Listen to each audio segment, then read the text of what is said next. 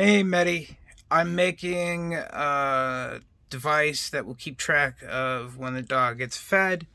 Here it is on the breadboard, and it's just a couple light up push buttons.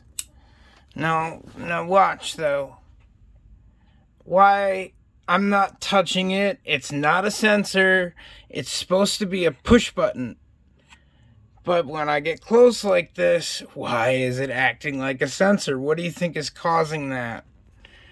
Let me see.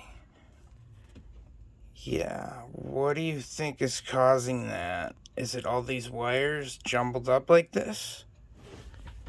I mean,